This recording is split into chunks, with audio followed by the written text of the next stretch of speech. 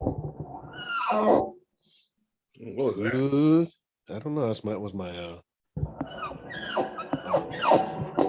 Oh, Good evening. Welcome to the Ghettos of the Mind. This is episode 28. Ghettos of the Mind, episode number 28. We're moving towards big 30, and we should throw like a party or something. This is our next discussion group. Girls of the Mind is a discussion kind of / political take. We discuss our ideas and give our points of view on different subjects. My name is Todd. I'm a street librarian. On this call as well is, or caller thing is Mike, and the ologist, who currently can't be seen, but he'll be seen later. We'll make him be seen. So anyhow, so how's it going, fellas? Everybody's doing all right? Everybody's hanging there? Life is still it's alive and kicking. I had an okay week. It's Friday. Nothing. It is Friday. I got a long weekend. I'm happy. Yay. In the news, did you hear about what's her name? Kim Potter? She was sentenced for a shooting of Devontae Wright. I don't know if you remember that whole story. That was the story with her with the taser. She used the taser. She wanted to kill him. Yeah, well, she had 2 years because of it. I saw her, like, her statement toward, when they were, I guess her I don't know if it's her statement before they sentenced her or after, I'm not sure which it was, but she was teary-eyed and, I didn't deserve to be here, and the reason why I didn't look at you because I didn't think I deserved to be looked at. I was like, oh my God, this is just, and it's just. Right, I'm sorry. Go ahead, Mike. What are you saying? Like, I heard her crying when they sentenced her. Like, yeah, I know. I mean, okay, you're sad and you're sorry. I mean, but you still shot that, or you still caused that kid's death unreasonably. Like, yeah, I know. Like, we can't let you go. Like it's just, you gotta own up to what you did, or just be willing to take responsibility for what you did. Well, I think she did, but the problem to me, the problem is, and I really want to see what the judge says to her when I forget who the judge was when they sentenced her, what they had to say, because apparently the judge was very apologetic to her. Like, you made a mistake, and this is, oh my God, this is going to really change your life, and this is really sort of apologetic to her concern, about her concerns, and care very little about the family, or at least the Devontae Wright's family and what happened to him. So that it just it should be out in, come on, 2 years. Should be out in a year and a half, maybe. Yeah, and then a year, maybe. Yeah, it was only 2 years. Like, it's I don't know, man. Like, I there just gets to be this point when you run out of things to say. Yeah. When you can see how arbitrary the legal system is and how much of it comes down to just how any number of people feel on a given day. And even in the instance when you want to maybe put in some mechanisms to fix it with, like, mandatory minimums, what you often find is that the sentence is more severe depending on the perception of the people who commit the crimes are. Yeah. So I don't know, like, it's just, okay, she killed that kid or acted in a way that led to that kid's death, and then she went to jail and she cried about it. I mean, I don't know what I don't know what do you want out of me? Yeah, I know. It's I think the thing that's interesting is, like, how it shows how little value is placed on this person's life, and how as a police officer you have so many, that's not to try to say, like, that her job is easy, but it's like, you can walk in someone's house and shoot an innocent man that's because you were drunk, and you walk in the wrong house and shoot someone that you think is that's what you call it, and barely getting time for it. Now, so it's and the other thing that's interesting is that that Devontae Wright is biracial. His mother was actually white, and apparently she gave her victim's statement, and she really laid into him, and it was kind of. And I was watching this show, and he guy was saying like, it's interesting that like even though his mother was white, she wasn't able to really not really weaponize, but utilize that favor, her being a white woman. Because if you had reversed these around, I'm betting you probably don't get the cop doesn't got 2 years. I'm betting. If it's been a black mother crying, she might not have got any time. Yeah, I know. Yeah, maybe she did. It's just not enough. And that's what's frustrating. Like just to see how unfair it all is. Just I don't know. I don't know. Yeah, it is. It is. It's crazy. It definitely is. It's sobering. It's like you can be innocent, or doing something. The most minor thing, and you can be killed, and nothing happens from it. It's sad. Anyhow, it's just some regular news stuff, man. So this week I wanted to try and talk about a few issues, and if you look at the title, the topics here are redistricting and gerrymandering. At least that's the main topic. There's 2 topics, and so I want to kind of talk about that. It's kind of an issue that doesn't really get talked about. I think we talk about voting a lot, and you need to go out and vote. You need to go out there and vote and walk the vote and wrap the vote and what you call it and everything along those lines.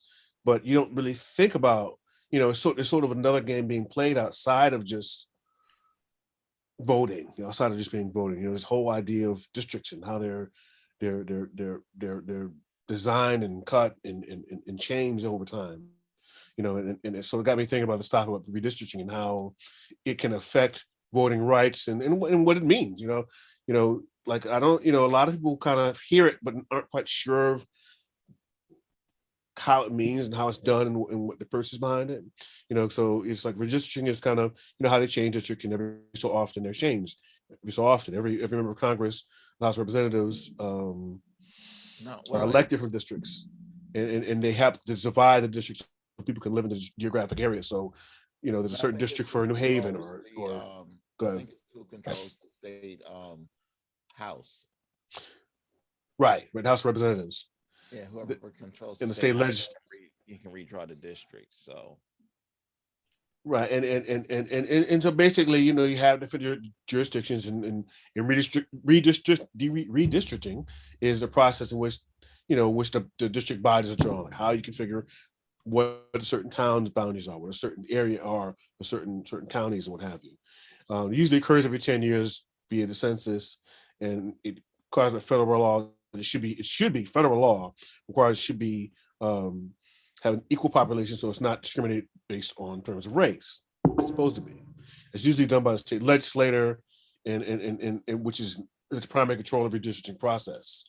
And it's really it's interesting to think about that. We don't, it's again, it's something that we don't normally think about. You think about voting, but you don't think about that, like how where we live in our district affects the amount of power that our vote has. So what you care about it, obviously, because redistricting has a lot of your voting power carries a lot of value, in terms of economy, environment, taxes, jobs, technology, school zoning. That can be part of redistricting.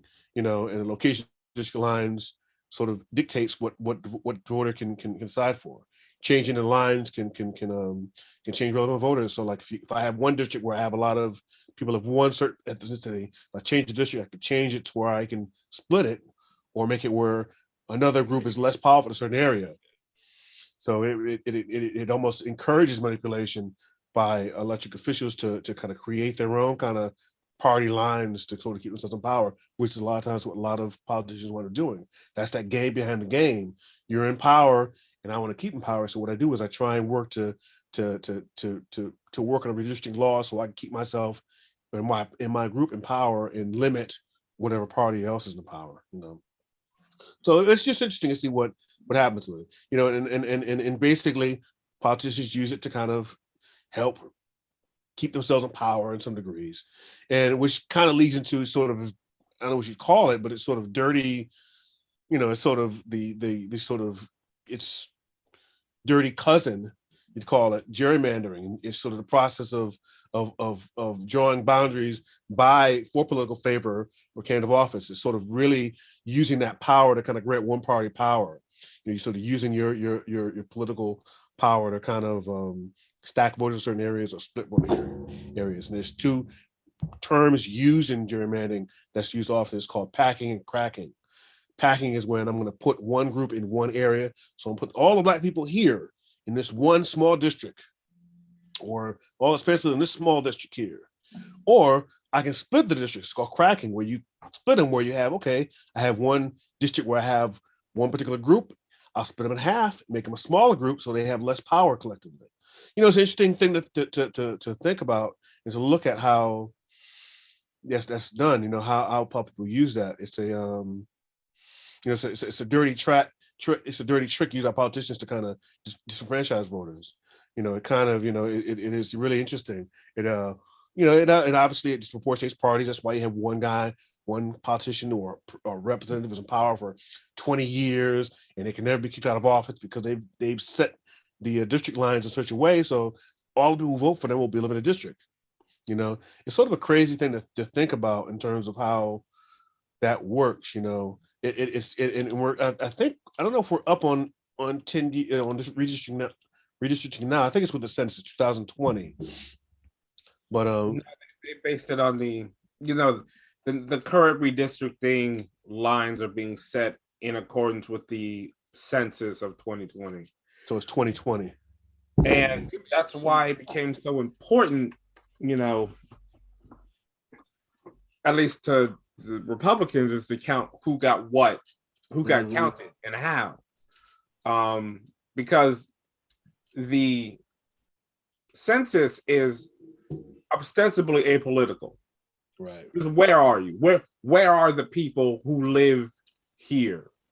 And where are the people who live in America? What is their overall makeup? And what you see is the first sort of wrench in that was when Donald Trump, through a proxy, wanted to put in a citizenship question. It wanted to ask, are you a citizen or not? And the idea of that, was to try to get an idea of the American population, creating a distinction. But like one of the other things it did was discourage people, was help to discourage people, because there are a lot of people who are in this country without documentation, and a question like that would be chilling. If you got that, you'd be disinclined to answer the whole document out of fear that it would be used against you. Right. And then the third order, but most important effect, is that basically would target, in this instance, as they perceived it, the Latino community, causing fewer of them to register, causing fewer of them to answer the census, and it, by extension, lower the apportionment in that they would be entitled to based on their population. And because that voting block is perceived as being a Democratic voting block, it would shift power away from the Democrats in any given area and towards the Republicans. So the idea was to essentially discourage people to vote in order to shift the overall power of the electorate in the direction of the Republican Party at a local level, which will trickle up into being at a national level. Yeah. And now what you're seeing, especially in a lot of red states, is that they are trying to draw these districts in such a way that the possibility of them winning is of them losing is hard, but they are more likely to win than not. There was a fight in Alabama. They basically got rid of one of the only two majority Black districts in the state. They basically lump all the black people together into one large district, and then with little tendrils out to the areas of large, black populations. And what does that do? Well, it overall reduces the power of the black vote, and then by extension, unfortunately, reduces the overall power of the Democratic voting bloc in the state. Because if you confine them all to one, and again, one, there are fewer representation. There's less representation for black people by proxy, but Democrats by design. And then at the state level, at the federal level, but then at the state level, you have those same lines. So there are going to be fewer Democratic politicians who are going to be ending up in the office. So there are a lot of states that have essentially one party rule, because one party so brazenly outnumbers the other. I mean, Connecticut is a state where Democrats outnumber the Republicans pretty significantly, but we keep electing Republican governors, and I think at a local level we have a lot of Republican politicians. So it's sort of a big, it's sort of in flux. But the whole game is to secure power for their party at a state and at a federal level, and they're all doing the same thing. But also, what is it? I think New York lost the Republican seat. It's upsetting because these lines stay that way for 10 years. And in 10 years, they can so desperately break things again. So, they did this in the last census. They basically wrote themselves a structural majority, just at different levels. And it's possible for a Democrat to win, but highly unlikely because of because they drawn the lines. And actually, I'm going to show you a picture that I was looking at. It shows sort of the lines, redistricting lines. Looks at every state. It just looks at how it's set up. And if you look at it, it's like basically, if you look at the demographics, pretty much across, along the eastern seaboard here, at least the northeast, and then along the west coast is where it's very Democratic. But most of the Midwest pretty much is all Republican. Yeah, but here's the thing. You have some areas that are misleading, right? Because if you put yourself in either one of the Dakotas, no, those are the Dakotas. There you go. Okay, sorry. There are more people who live in Washington, D.C. than live in all of North Dakota. Wow. Like I saw one statistic where you basically have to group together most of the middle of the country and a lot of the Northeast to equal the amount of people that live in LA County. Wow. Like this map is unfortunately misleading, right? Because it makes you think that, the whole country is red. No, the whole country is not red, because if you change that map to one that basically shows, no, not old maps, but if you change that map to a population density map, what you end up seeing is that, sure, North Dakota is red, Utah is red, a lot of large parts of Arizona are red, but no one lives in those areas. Right. So the few people that do live there, okay, fine, they vote red, but they're not. No one lives, like if you look at that kind of that red section where Nevada and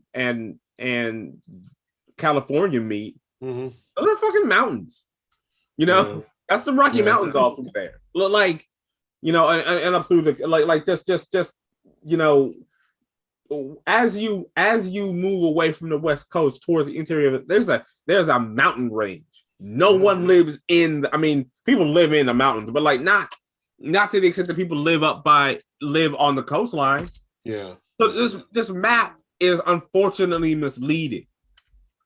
There are 8 million people that live in New York City alone. Yeah. New York City alone. That's why New York as a state is red. Doesn't matter how red the upper counties of New York State are. There are just more people who vote blue or who vote Democrat, which is blue in New York City. Yeah. And there are a lot of Republicans in New York City, just not enough to balance out the people who exist everywhere else. There are lots of Republicans in Connecticut. Yeah, you're right about that. You know, there are lots of Republicans in California. I'm gonna put a link in the chat. Todd, you should probably, street librarian, you should probably show it. I'm actually gonna. I want to show Population because you. I just clicked. I just showed that. I'm clicking on one here. I'll show you one here. I got here. Okay. 2020 population density, and if you look at it, it's one. you got a point, and it shows like how if you look in terms of the amount of population, you look it's so many. You know, it's highly skewed toward the northeast, the east particularly, and then you have the west as well. We have population, but the Midwest, there's nothing there really. Once you get it's past the middle area, the population density just drops off. Yeah. Once you get past the Midwest, it's done. It's like nothing there. It's not because there is anything there. It's all good farmland, but like there's not a lot of rivers. There's not a lot of trade. Like it just drops off. Yeah. Like, and to be honest, the only reason a lot of people live in Ohio, Pennsylvania, like the western part of Pennsylvania and Ohio and in Michigan, is because those are former industrial centers. Yeah. You know, well, like it's just we are being conditioned to believe something that isn't true. Wow, look at Florida. That's incredible. Yeah. Oh, wow. Jeez. And that's all coastline. And I guarantee you most of that is parts of the state that vote, Democrat just by volume. Wow, that's crazy. Yeah. With the weird exception being the Cuban population in Miami. But they vote Republican because they're, they are that benefited from the Batista regime and fled the communist takeover and have never stopped being mad about it. Yeah. If you look at the blip in Texas, Dallas is in 10 years, Dallas is going to be the third largest. The greater Dallas area is going to be the third largest metropolitan area in the United States. Is that where I'm at right now? Yep. Where that block? Yeah, it's going to surpass Chicago. Wow. Yeah. They have 10. I think it was 15 cities north of Dallas that have populations over like 100 or 150,000. They blew up. Wow. Yeah, Texas is really making a big jump in terms of population. People are really moving there. And I'm wondering, do they have like low taxes? I'm wondering what the reasons were. No state income tax. No state income tax. Okay, yeah. Is there property tax? I don't think there's. They get you with fees. It's different. Yeah, but even there, it was like, because remember when they had that situation? Yeah, no, it's weird with the grid. Town, like because they don't have the taxes that we have in this area. Like each city has you have a state sales tax, and then each city has an individual sales tax on top of sales tax on top of the state. It's weird. Wow. That's interesting. So when you buy something at one store, you take it back to another store, you could actually get money back because that's crazy. It's bizarre. That is bizarre. Wow, that's interesting. Very interesting. Yeah, so it's interesting looking at that. I think as general lay persons, you don't think about this sort of redistricting, and then again I mentioned this sort of dirty cousin gerrymandering, which happens as well. That even if we're going to move to this place. I was mentioning earlier. I mentioned this sort of book I was reading about the devil, about Black people moving down towards the South and maybe trying to see if we can affect the population and the sort of the ratio within a certain state if possible. And if you look at it, it's like, what the thing is that once you move down there, okay, everybody moves to North Carolina, right? You say you got 500,000 people move to North Carolina. Okay, but what if they redistrict North Carolina to where you're only in one or two districts, or you split within 4 districts? You know what I mean? You lose power in the states that people move from. Right, you lose power, right? So it's a really crazy thing, man. Really crazy looking at that. It's just really interesting looking at how it can be used to distract to disenfranchise people. And I think you don't think about that, like you mentioned earlier, like having like when you're mentioning, Mike, about them packing, people putting in one area, packing, basically keeping blacks in one particular district, keep you in one place where you have power. You're limited. You have this one district, but you have limited power throughout the state because you're in one area. Right. And it's a dirty trick in a sense. Well, I think a lot of people on the the broad left, which is really the center right everywhere else in the world, are basically understanding that what the Republicans are doing are basically preparing. They are functionally preparing this country to be, or causing the country to be led by an increasingly small minority of people. Mm-hmm. And they're fine with that so long as that minority is them. What they will do is just continue to make white people specifically upset until they can't do that anymore, and then they will either expand whiteness or slightly tweak their message, so that more people are inclined to agree with it. Mm-hmm. We as Black people broadly will never be part of that. We will always. I just believe that we will always be held out as you don't want to be like the Black people. Like we will always be in this position, because America needs that. Because unfortunately, the way America has allowed itself to continue to exist, that it needs an underclass, and that underclass is us. There will be exceptions, yeah. But broadly, that underclass is us. Yep. Us and immigrants, but only the brown immigrants. Like, nobody says anything about the people from Ireland overstaying their visas, of which there are a lot. I think one of the things I found is that a lot of people who overstay their visas are Europeans. But we don't go after them because the populace sees themselves in them. Right. Right, they're like father, was an Irish immigrant. Yep. Yeah, right. Yeah, exactly. And it's depressing. Like, and I don't know what it is. Like, I don't know what the solution is, because we have one party that is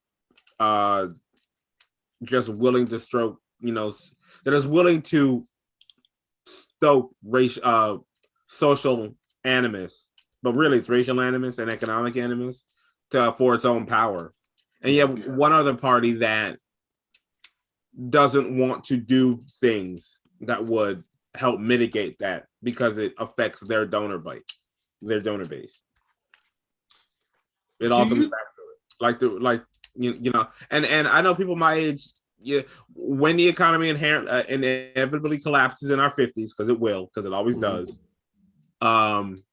a bunch of banks are going to be like, well, we need money to be bailed out. And a bunch of people my age are going to be like, no, you didn't bail us out. Well,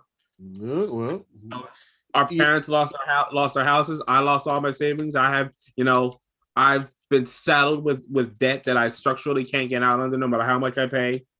No, let these rich people deal with it. And if the whole economy falls apart, then so be it. We're all out here living a paycheck to paycheck anyway. Fuck it. There's a lot of us.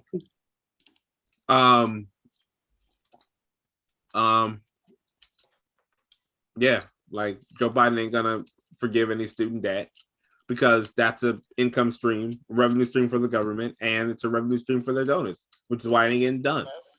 That's in the DNA, I think, of that party, to make promises that they know they're not gonna keep, but they keep selling each successive generation on the lie that they're going to keep the same promises that they've never kept. But then they have the audacity to act surprised when they keep losing. Like, why do y'all all act surprised in the same way at the same time? Like just say you want to throw the election. Just go up and say we don't. Really, what we want to do is like fill around the edges enough to keep you people happy enough to shut up. But like, we don't want to change anything because we better just say that. You'll lose. But again, much in the same way that Republicans want the appearance of democracy, so long as they are always perpetually in power. I think the Democrats want enough power that they can like keep the rails on, but not be held, but not be expected but not have anything be expected of them. Like I heard today a story where the Democrats were trying to strategize what they can go to the American people with in order to get them to elect them again. Nothing. Like okay, nothing. Like what did you got? You whittled your multi-trillion-dollar spending bill down to nothing. You didn't and okay, fine, you got everybody vaccines, and then you basically were like, well, that's it, that's all we got to do. And then you spent literally the rest of the 2 years, trying to figure out how you could get something done, can't get nothing done. Yeah. And you couldn't even get voting rights done. So like there is nothing, like you have nothing to show. Yeah. And you expect us to vote for you. And the only thing you can vote for is out of, if I don't vote for these people, the other party is going to take my rights and my livelihood away. And I don't know. I don't think that's strong enough. Yeah. Everybody's gonna sit here and bitch about inflation. Okay, well, inflation is inflation, right? Like you can't get the minimum wage raised, which means all the other wages ain't going up. Yep. And you're constantly defunding literally everything. So like, okay, fine. I guess I got to pay more for everything. Like I got to pay more for everything anyway. No, if you get rid of cable, but add enough, but keep buying streaming services, you're paying the same price anyway. Yep. For relatively the same product. Like you gotta. I don't know. There's going to be some Democrats who's going to be like, well, we really need to be more moderate. Like we sat there and we went too far left. Like too far left is what? You didn't do anything. Well, it's the squad. Like what? You very publicly and vocally marginalized the squad. There's an argument or a significant argument. Or just say you're Republican. Just be done with it. There's an argument that says that even the squad isn't left enough. Especially. I mean, here's the thing: the squad. There's a lot of talk about how the warmongering of them, like how they going back to what I said about the Democratic Party, right? Where I said in here there are the left party, but in every other country that the left that the Democrats present is really just the center right, because we're stuck between two right wing parties. Right. I mean, we really are. Yeah, there is a next level of left. There is we just need to unionize any and all businesses, which I agree with. I think any place with more than 10 employees ought to be dealing with a union.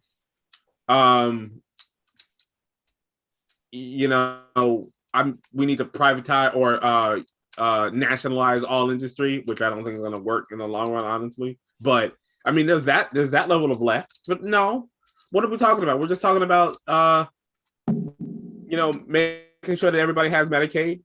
I mean, I have Husky, and quite frankly, I've never had a problem with it, and I think everybody in the state should have it. And we just expand the administrative sector to deal with everybody in the state having Husky. And heck, maybe we hire more doctors. I mean, who's going to argue to hire more doctors? But, we have a party that's not going to do that. We can't even get prescription drugs, passed. Why? Because a lot of people take money from prescription drugs. You couldn't even get voting rights passed because 2 senators didn't want to make a carve out for the filibuster, which means they are, for whatever reason, they are willing to weaken their own political power. For what? And when you ask them, they don't have an answer. They don't have a good answer. They just didn't want to do it. They just didn't want to do it. And then you have the gall to have the Democrats be like, well, we need you to vote for fucking what? Why are we voting for you? You didn't do shit. We got everybody. Congratulations, you did what would be expected of any functioning government. Yeah. But you couldn't figure out a way to make sure everybody has equal access to the ballot. You couldn't figure out a way to make sure that all the money we spend, was used to actually benefit people. And you're letting the Republicans just decimate public education. Like what? Like what? Tell me what I should tell me what I need to what you're gonna do next time. And let's be honest, if you tell me you're gonna do something, are you just not gonna do it? Because like we're not dumb. Okay. Well, we're not all dumb. Some of us are. We're not all dumb. We're not all dumb. I'm sorry, that was a rant. That was. No, it was a necessary rant. Necessary rant. It's just. I mean, I cannot vote Republican because one, I don't believe what they stand for, but like quite honestly, like their policies are like everything that I am are all their policies are antithetical to everything I am. Mm-hmm. They are not interested in the uplifting of Black people. They're not even interested in moving towards the let's not talk about racial society that we talk about. They just don't want us to talk about it. What they want, all of this nonsense about, critical race theory, like what they want is to be able to keep doing what they have always been doing and just silence my ability to talk about it. That's what they want. But they're not, they don't have the fortitude to admit that that's what they want. I'm done. I gotta stop. I've ranted for that you got appreciating your rant. Getting your rant on. Yeah, I mean, it's interesting to look at the whole thing with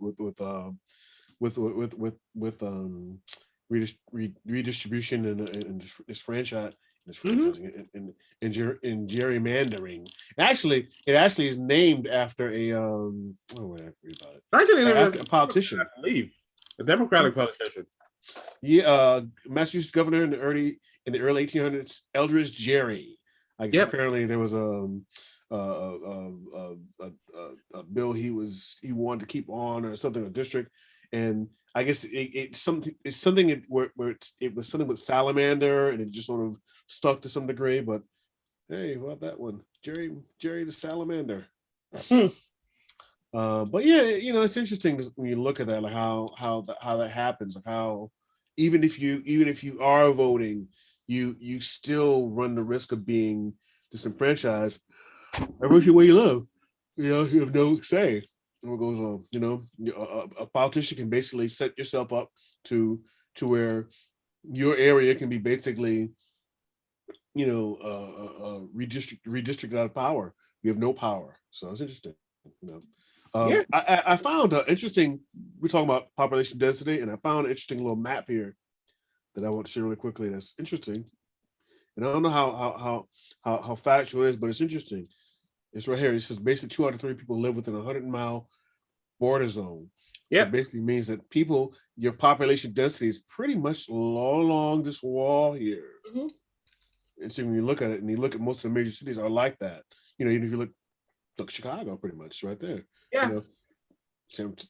LA, Houston, a lot of major cities are kind of spread out within these areas. So interesting thing to look at. So good point. It's an interesting point to look at that. With regards to it, anything any opinions you have, Mr. Ologist? Nah, man, just been going to work, coming home, doing what I need to do, going to sleep. Sleep is important. Because work been kicking my butt. I'm telling you, man. Sleep is important. Yeah, I hear you. It's the emotional drain of being a yeah. I see it, man. It sounds like it, man. It sounds like it, man. It sounds like it. I was another thing that I that ties into just redistricting and gerrymandering is felon voting rights. I kind of sort of thought about it a little bit in terms of they're kind of related to some degree, because a lot of a lot of felons don't have the right to vote or don't say know they have the right to vote, because there's a stats as of 2020, which is a bit of a couple of years ago, 5.2 million Americans are prohibited from voting laws due to disenfranchised citizens that convicted of felony offenses, felony disenfranchising. And I was reading about it in terms of research, and what I found out is that there are only like a few states that no states can really, you can't totally lose your voting rights unless you do something like, I don't know, it's murder, child abuse, really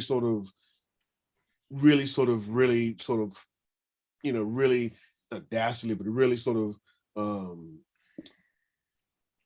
crimes that are really sort of really large scale crimes. And you can, in many cases, get your voting rights back in many cases. And I wish I could have found the list of how it works in many states. But what I found out is a lot of times, a lot of people don't know, and you have to apply to get your voting rights back. So it's not like, okay, you're able to get your voting privileges back, but it's not automatic. You have to basically apply. You have to basically re-register through the mail in order to get your voting rights back. And actually, I found there's actually I'll show you here, a listing that shows you how you can restore your voting, because a lot of and I wonder how many felons, that people who have committed crimes or done their time, realize that, hey, I can't get my voting rights back, because I was under the assumption that you couldn't, that you lost them, because I don't know if it's been, I don't know if it's something that's really said that you can, like, if you have, say you went to jail for whatever reason, you get out in the system, you can get your voting rights back depending what state it is. And let me see if I find the sheet that sort of explains it here, and I'll put a link to it in the later in the show, in the notes below, is here. Which talks about, can you restore your voting rights? And what's pretty cool about it is that you can go by state. So let's say, anyone want to choose a state? I mean, just choose our state. Let's use Connecticut. Connecticut. Maybe convicted felony. Let's say yes, I have. Are you currently incarcerated? No, I'm not. It's pretty easy. You can vote. So let's try another state. Try, just think of a couple random ones. Say again? Virginia. Okay, let's go down to Virginia. Okay. Convicted of a felony, non-incarcerated. You were eligible to apply. So in Connecticut, you automatically get your votes right. In Virginia, you have to apply. And let's try another state. Any other? You want to? Illinois. Let's try Illinois. And there's, Illinois. Here we go. Illinois conviction. Aha. Oh, let's try that. If you're currently incarcerated, but let's say no, you're not. No. Well, if you notice below, are you on a prison furlough or work release program? Let's say no. You can vote, and it's pretty much, you can just get your thing to register. Let's try another state. Let's try Alabama. Yeah. Southern versus Northern. Let's try Southern. Northern was pretty easy. Illinois was a little more involved. Let's go with Alabama. Look at the felony. Yes. Have you ever been convicted of one or more of the following felonies? So you basically have to choose. There's a whole list of ones here that you can choose. And these are a bunch of them. Wow. Rape, first degree, second, robbery, first and third degree. Wow. That's like a lot of crimes. like trafficking of cannabis, theft of law. Because they're tough on crime state. Here's the thing. What that ends up meaning is that Black people, specifically Black men, end up losing their right to vote. Yeah. So let's say this kid said, yes, I'm convicted of any of the following crimes. Have you ever convicted of one of the felonies? Hey, let's look at impeachment. I don't want to do impeachment. But let's just say it's not any one of these. So as far as impeachment, say no. Have you ever had to complete your sentence, including probation and parole? Yes, I have. Do you owe any outstanding fees or restitution? Notice how many steps, right? They're basically saying no. And also all of these steps are designed to trip you up. Do you have any pending felony charges? You are eligible. Think how many steps it is to do that. And in this main area here where I went through had at least, I don't know how many, at least 50 different crimes.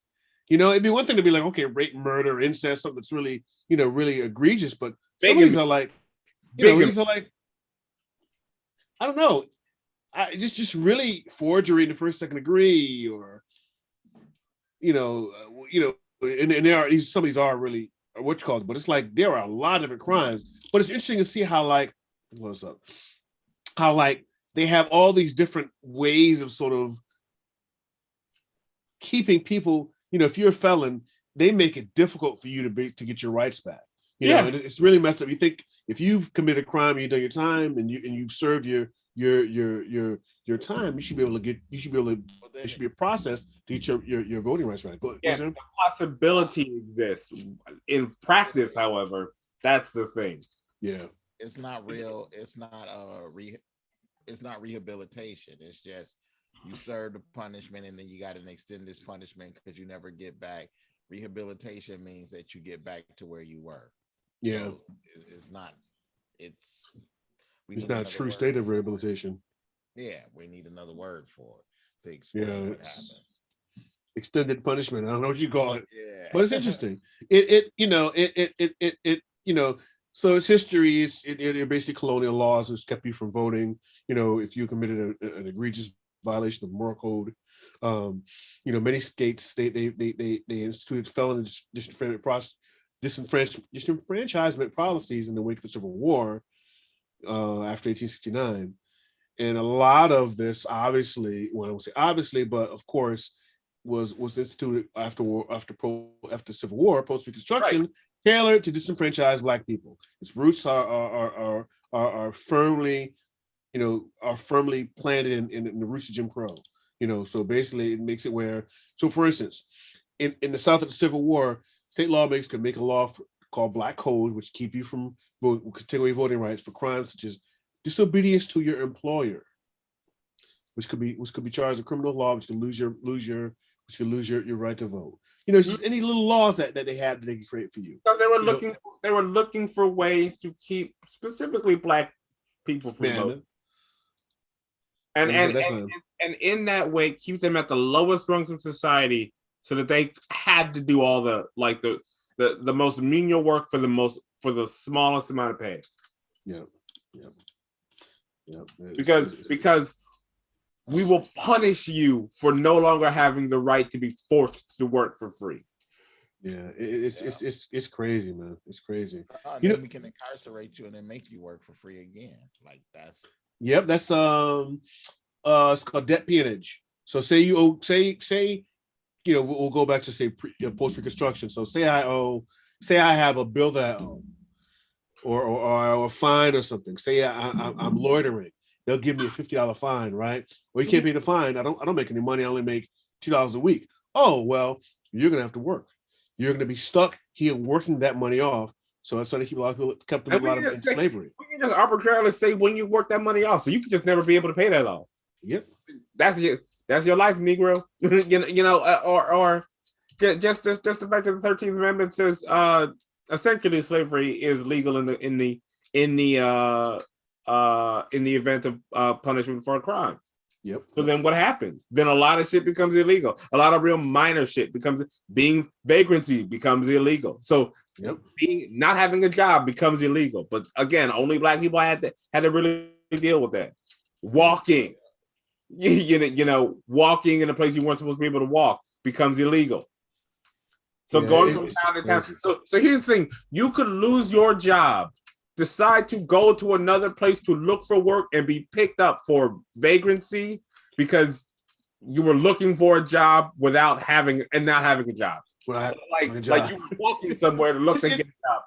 It's almost comical here, but you're like, come on, man, really? Yes. It's comical if you don't. If it wasn't so. It's right. Comical, except for the fact that what you want is to find as many ways to put these Negroes in jail as possible, so we can force them back into slavery.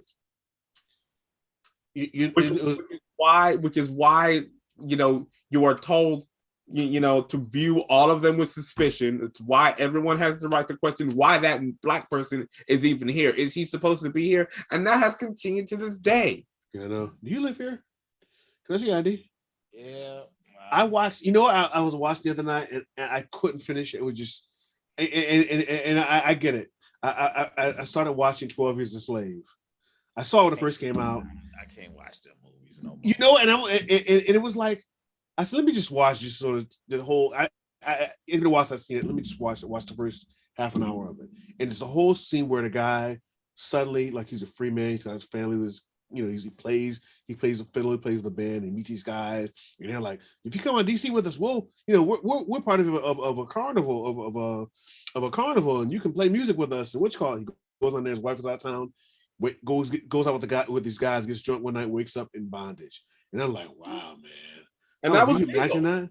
And that was real. You could go, you know what I mean? Like, someone, wow. and then take him, and then just say, well, we found him. Well, and say he was someone he wasn't. And there's gonna be someone who's like, I don't care, Negro's a Negro. But yeah, this is my, they don't care because down in the South, we weren't people.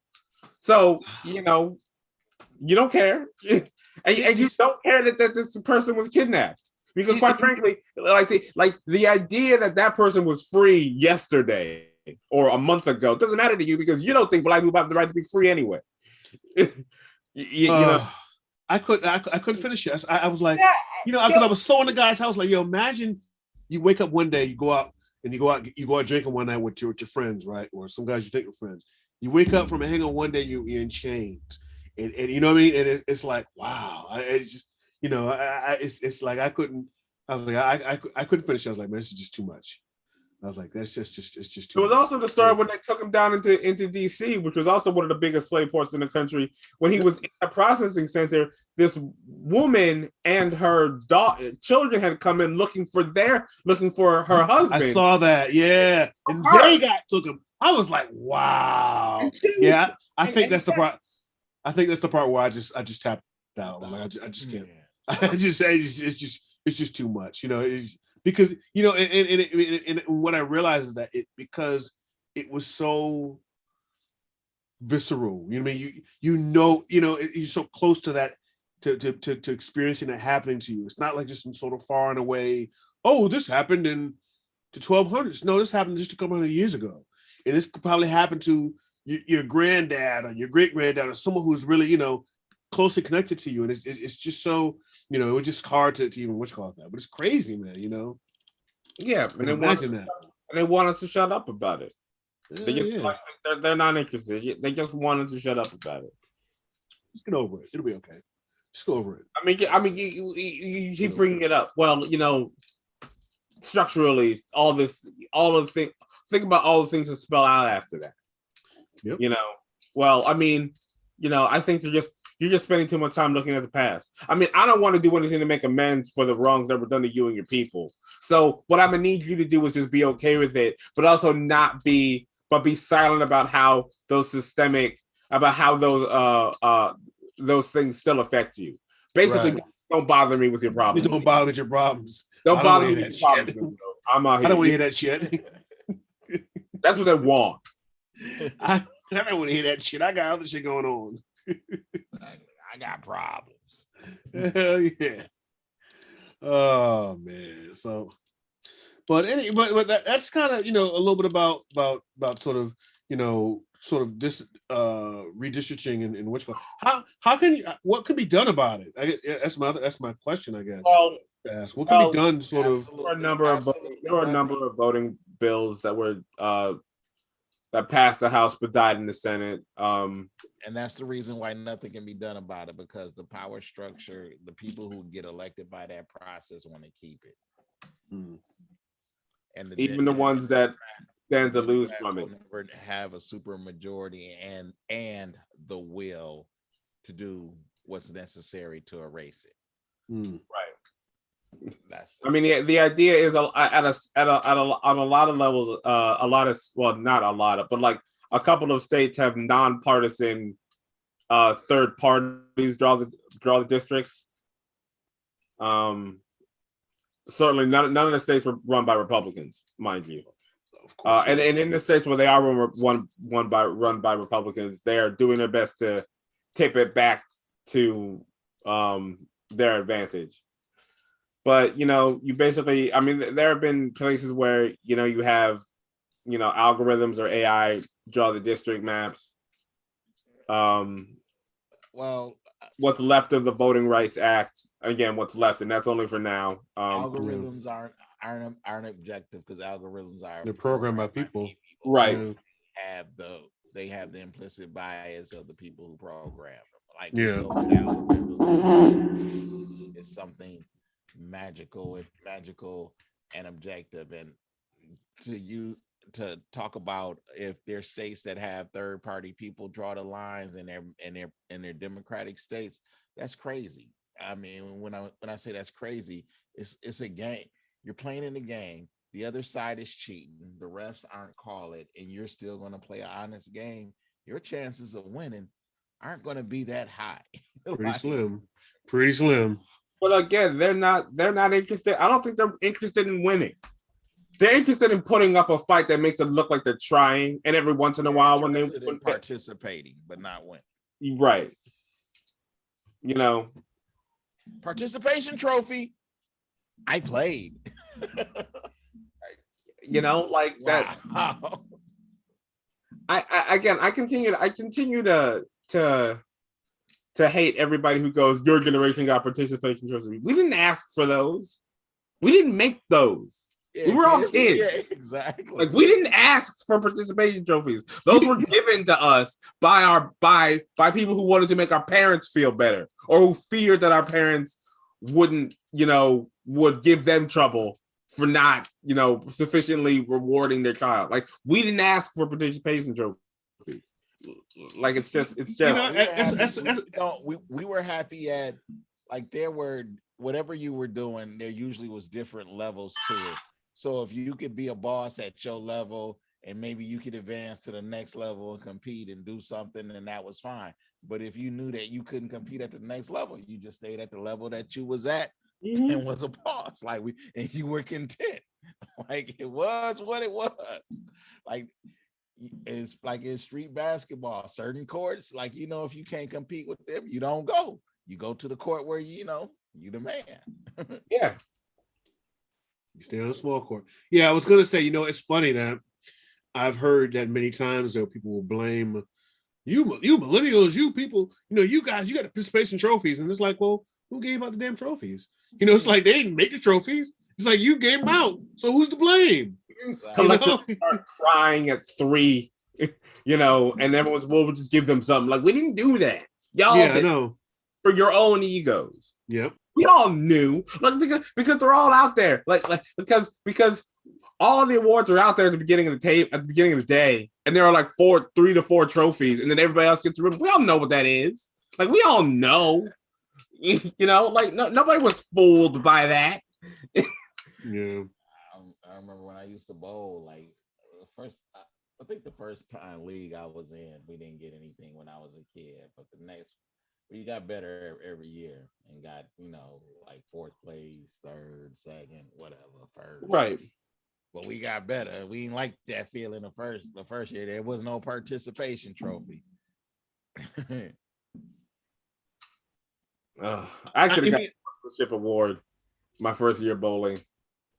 And then there was individual trophies. Like, I mean, it was cool. Like, I mean, you could not win as a team, but you could get something individually. But it wasn't just because you showed up. Yeah, because you showed up. But that's what's the word I'm looking for?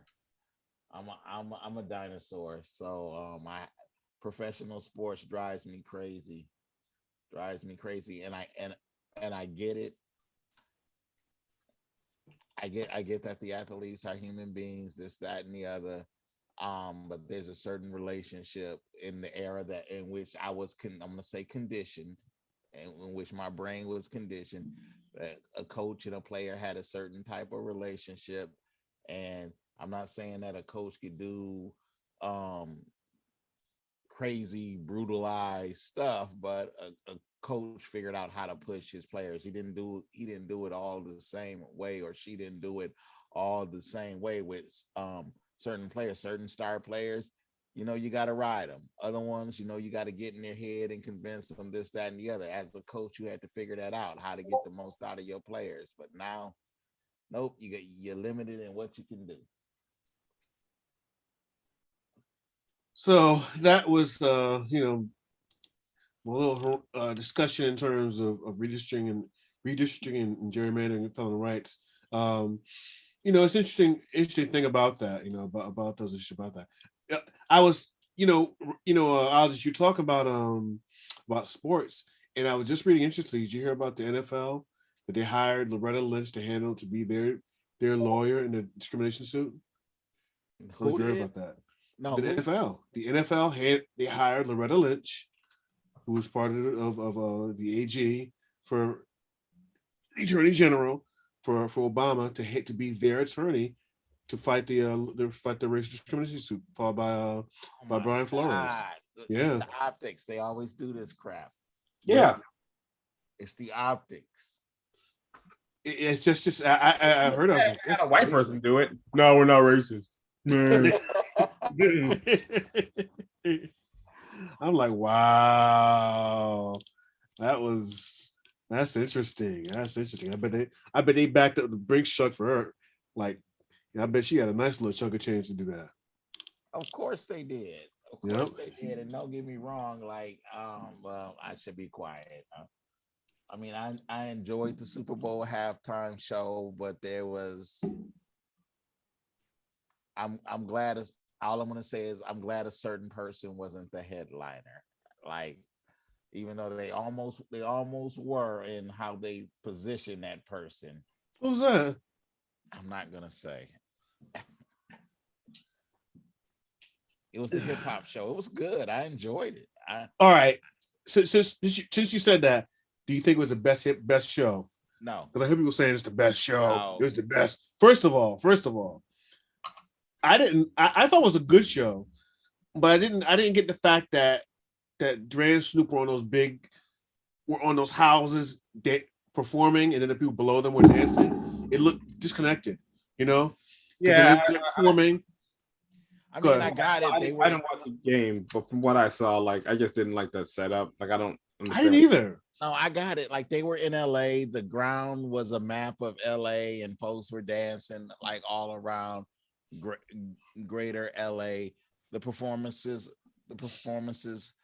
were good. The energy was good. It was a good show. It was a good show. I like the folks that they had. I like, who was it? When I think it was Kendrick.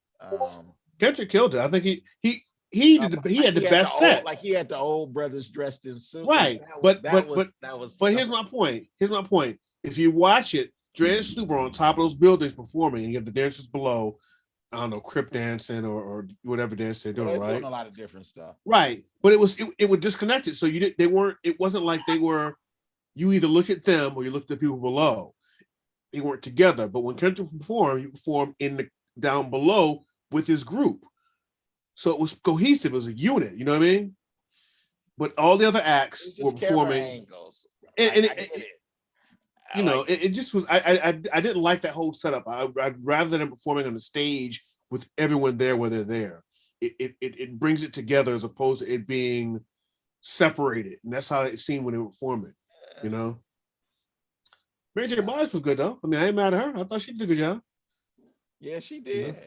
And 50 Cent was chubby. That's what I said. That's the first thing when everybody upside down. I was like, I was like, wow, man, he's looking a little chunky there. He's looking like a little chunky. A lot. He's looking like $2.50. I'm like, wow, man. I'm like, wow. You get old. Okay, that's fine. But you don't do what you're doing when you're 20, man. Come on, man. You didn't have to be there. He didn't have to do that, man. But hey. Yeah. And it was like, how can I say it? I mean, how many good albums did 50 have?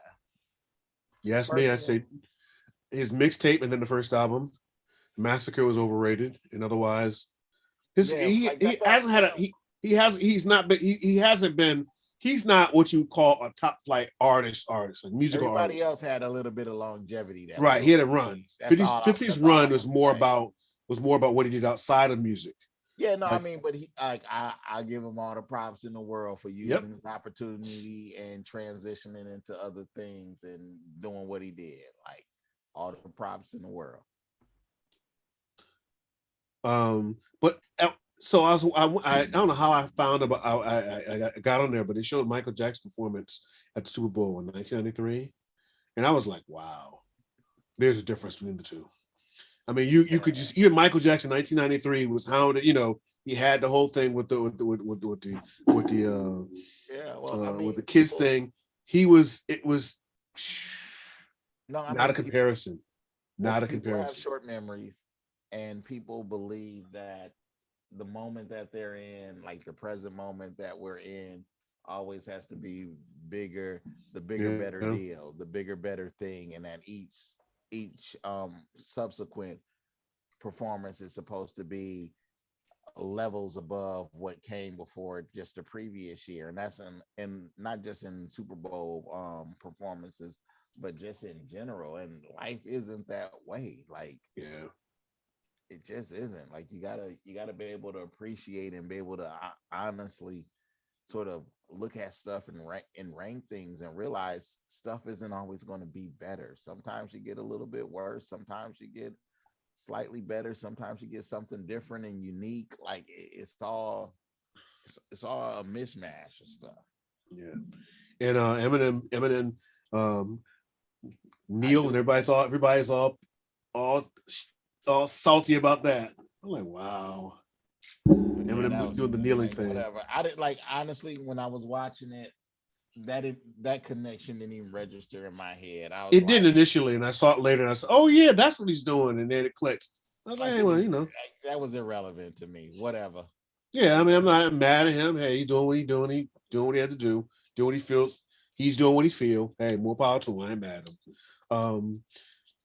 But it was just interesting looking at that, and then the whole optics of that with the NFL now having this lawsuit now, suddenly having hip hop. It's all funny though. You think about it, because you think about it, the NFL has this huge lawsuit. It just happens not, and now they have the only rap. Is this the only? I think this might have been the first rap act to perform a Super Bowl. I can't think of another man perform. Maybe there was another. No, Missy's been on there. Did Missy perform? Yeah, she was on there. Yeah, it was Missy, Shantae Moore, and somebody else. And who else? Yeah. There's a rocker. Yeah. I want to look that up. I want to look up to see if there's a rapper has performed the Super Bowl ever, but she probably has. I would guess that Missy's pretty that she performed there. So it's interesting. What's up with your boy Kanye West, man? What's happening with him, though? What's I don't know. I don't know what's up with Kanye. I think we said this before. I think Kanye's been spiraling ever since his mom died, and I think whatever she was a mitigating factor to him and his excesses. And now and unfortunately, like what happens to many wealthy people, but like talented people, is that there's no one that's acting as a grounding influence to them. So they're just out there doing whatever. And whether or not Kanye has mental health issues, I don't know. But I will say that clearly he has impulse control issues. And there needs to be someone who's going to be like, maybe you don't want to do that right now. Maybe you want to calm down. Maybe you need to take a breath. But I also think the Kardashians have this tendency to attach themselves to famous black men, use them for their own aggrandizement, and then leave them.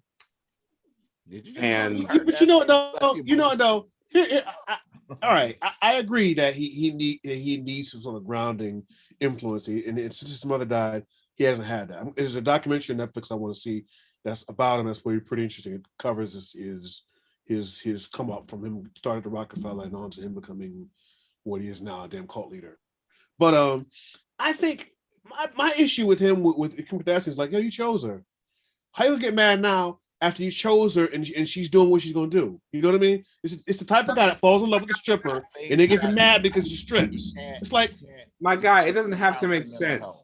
You can't. It doesn't. No. You can't discount the mental health. I think it, like when his mother was here, I think he managed, and he's responsible for his managing his mental health stuff. He did a better job at managing. Once she left, I don't know how well she probably supported him a lot in managing or keeping to a what's the word, a better regiment for it, however the hell he managed it. But once she was gone, it wasn't. It's been erratic. It's been erratic. And he hasn't found anybody that is interested in helping that. Like I don't think Kim was ever interested from in a genuine place like his mother right. probably did, and that he Like, would listen to. But right. again, like you saying that they used him for him. I think he could have gotten any woman in the world that he wanted, within pretty much, he chose her because he wanted that level of fame. I think of another issue I see with Kanye West, he seems to be or have had an obsession with being with fame and not just being a great artist and doing his own thing, which he has done great music, but I think he seems to have an obsession with being famous. And he chose a girl who attaches herself to famous people. Can we rewind something? Like, okay, he was rich and famous. His mother was here. You say he chose Kim. How many I don't want to use terms that's gonna slander other folks, but how many women that are sure of themselves, that could have been a comfort, could have been a genuine support, would have truly loved him for him, could have competed with, to use his term in his song, the gold diggers, like to get to him, to gain his attention, to use whatever means they could to do whatever. Like it's not a fair competition. What do you mean? Have that type of money. Like, you understand what I'm saying? Like for a regular dude, maybe. Well, here's what I'm saying. If you're a man of his means, he didn't have to marry and have 2 kids with this particular woman who lives her life in a very public way. See what I'm saying? And I think that he had some sort of idea that he wanted to do like Jay and Beyonce. And he wanted to do his version of that. You know what I mean? And I think he thought, if I can get this beautiful this girl with a lot of followers as this media influence, and we have children, have a baby family, it'll work. And it's like, it doesn't. First of all, you're a star. Second of all, so is she. You both require certain amounts of attention. It never works. It rarely works when you have 2 stars. Because someone wants the attention, and someone, when they don't get attention, they feel neglected and they wind up fighting for it. So in most cases, when you see people who are celebrities, when they both are stars, it rarely works. Streets, I agree with that. But just to use Hollywood as an example or analogy, the folks that are, let's just say, married in Hollywood, that have relatively normal lives outside of Hollywood, don't live in LA.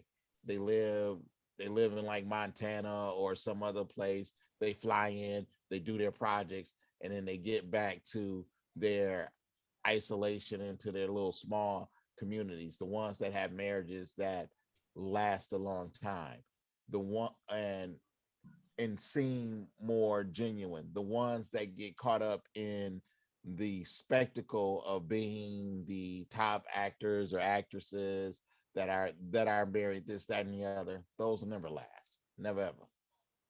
And they're in Hollywood and they're doing all the stuff. I mean, we probably rattle off 20 folks. Yeah, I agree with you. I think it comes down to, just to a large degree, not being a Hollywood. I think that atmosphere is obviously not conducive to having a fruitful, long relationship, I believe.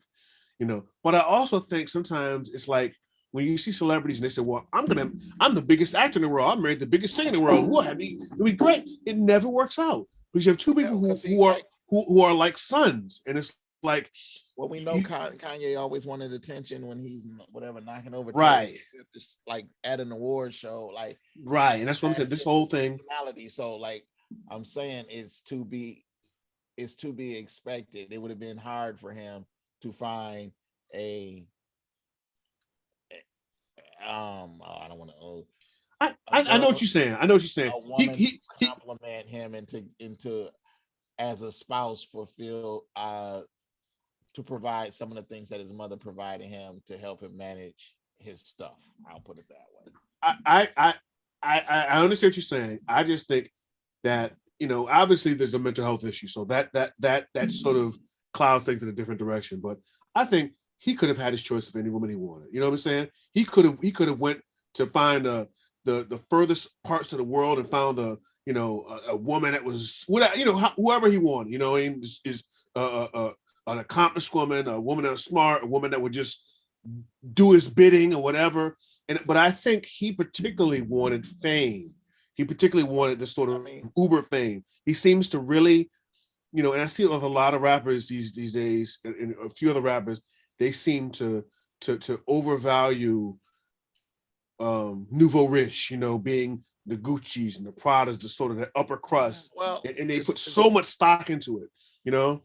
I mean, and it's to get there at any cost. Like when I'm like, I watch these shows occasionally when my wife is watching them. I watch them occasionally, like what show is that? Hearts game show night. And when you see T-Pain and his wife, like T-Pain, like he just, I don't want to say it appears that he has more of a down to earth person than he is married to, and they seem to be genuinely friends and get along. And when you see it's kind of an interesting thing, because you they do it on Zoom. They play these different games in the house where Kevin Hart tells them to do certain things, find certain things around the house. They answer questions, actually do silly activities, but you get to see them in their own space, and you get to see probably more genuine moments than you do with an interview, this, that, or the other. I don't put it this way. With regards to Kanye, we all got crazy friends that we grew up that have mental health issues that go from a certain type of woman to a certain type of woman. And just because Kanye has money, why do we expect something different? No, I guess I don't. But I guess what I'm saying is that he had far more options than he did. And then my other issue is that, like, how are you going to complain when she's doing what she's doing? She's been that, and you know what I mean. And it's like, yo. Because a lot of men, I hate to say this, I'll just keep it to men. A lot of men seem to think that they can change whoever they're dating with. You know, she'll settle down for me. She'll be different for me. You know, you know. I think and do the same thing. To the similar way where a lot of women think they can change men and find themselves disappointed. You know. Really, like genders, you gotta let us something be a something. Willie D. Like it's just I think a little bit to what Alex was saying. Kanye is used to being the son of his universe, and didn't want to accept that someone else was the son of their own universe. I mean, even that gift where he got her that hologram of her father, all it did was talk about how great he was. Really? You know, yeah, oh yeah. Really? Oh, jeez. Yeah, it was. I didn't know about that. I mean, it's just, come on, man. It was just crazy. It's crazy. I mean, I guess my argument is like, yo, you are again. Kanye West is a son. He you know what I'm saying? He's that person that can create his own existence. It's not even that he's a, like Kanye is just not. I mean, look, he's a brilliant artist, but I think he's unstable, and unfortunately, I know he is. It just comes to that. He's a brilliant artist who is unstable, and unfortunately, he does not gather around himself, or cannot gather around himself, people who have his interests in mind. And unfortunately, that's the thing that happens to even the best of people when they get into like highly successful situations. musicians, actors, succeed, sufficiently wealthy people. There just comes to be this point when you look around and you realize everyone is there looking for something from you for themselves. See, but I think modern life has kind of changed that, because like the first person that comes to mind, like back in the day, Donny Hathaway, that had significant mental health stuff, and for the most part, wife stuck with him, raised their daughter, this, that, and the other. What didn't want to be in the spotlight, just let him do his thing, and dealt with the ups and downs of his mental his mental health issues. He had serious he was schizophrenic, and I agree. But what I mean, there is a history of a lot of artists who are talented, but they have I'm these just mental saying, health back issues. in the day it was back in the day it was different. You could they could find that one person like Donnie did, whereas now with the media they want the hype and the fame and all of that stuff, because that also feeds into it. I think it's a bit of just I think part of it is you have someone that's that and again, I really want to watch documentaries to get better context of it, but someone who was so confident in their own abilities, and they just fought as the underdog to get to where they are, the underdog, and eventually became the and he went from underdog to overcat. And then once you're the overcat, once you're the standard, it's like, where do you go from here? And I think you get to that point, and then the whole situation with his mother, that kind of is an X factor that happened, and that's just sort of. I'll be honest. I think we've talked this to death, and we're just talking in metaphor and in circles. So, what else did you want to talk about? I don't know. What do you want to talk about, Mike? I got nothing. What do you want to talk about? I don't have anything. It's just, I'm sorry to but like we've been saying the same thing for the last 10 minutes. Kanye is wilding out. There ain't nothing. Crazy as hell.